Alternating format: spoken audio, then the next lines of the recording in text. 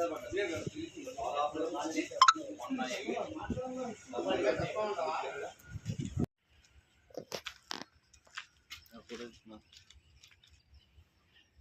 Government దానికా లేదా మమ్మల్ని తెస్తా ఫోటోలు వేస్తా ఫోటో తెస్తుంటే మాకు భయం వేసి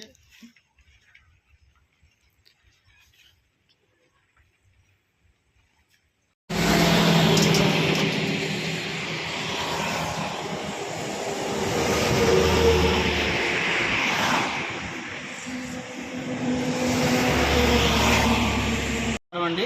మేము నిడమానూరు పరిధిలోని గన్నవరం వైన్ షాప్ సిబ్బందిని మాట్లాడుతున్నామండి. అయితే మేము 2019లో ఈ గవర్నమెంట్ వైన్స్ ఓపెన్ చేసిన తర్వాత సేల్స్మెన్గా సూపర్వైజర్గా నియామకాలు చేపట్టడం జరిగింది. అందులో భాగంగా మేము ఉద్యోగాలు పొంది ఉన్నాం. అయితే ఉద్యోగాలు 2019 నుంచి ఇప్పటి వరకు కూడా మా బాధ్యతను సక్రమంగా నిర్వహిస్తూ వచ్చినాము. కరోనా కష్ట సమయంలో కూడా మా ప్రాణాలకు తెగించి కూడా ఈ వైన్ షాపులను నడపడం అనేది జరిగింది. ప్రభుత్వ ఖజానాన్ని కాపాడడంలో మా వంతు బాధ్యతను మేము నిర్వహించి ఉన్నాము.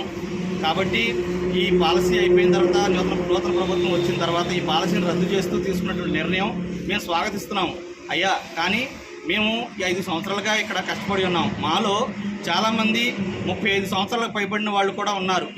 ఎటువంటి గవర్నమెంట్ జాబు పొందలేనటువంటి వాళ్ళు ఉన్నారు. ఇదే ఉపాధిగా బతుకుతున్నటువంటి వాళ్ళు ఉన్నారు.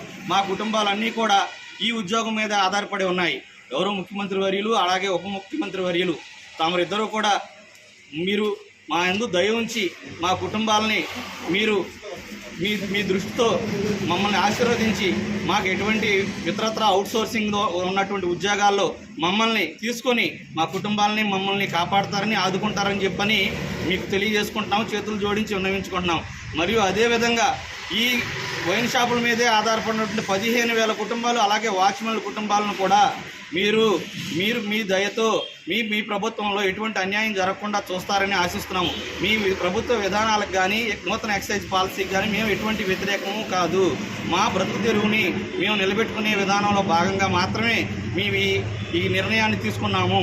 తమరు మా యందు దయ ఉంచి మా పట్ల దయతో మీరు సహృదయంతో స్పందించి మా ఉద్యోగాలని మాకు చేకూరుస్తారని ఇతరత్ర అవుట్సోర్సింగ్ విధానాల్లో చేకూరుస్తారని ఆశిస్తున్నాను. ధన్యవాదాలు.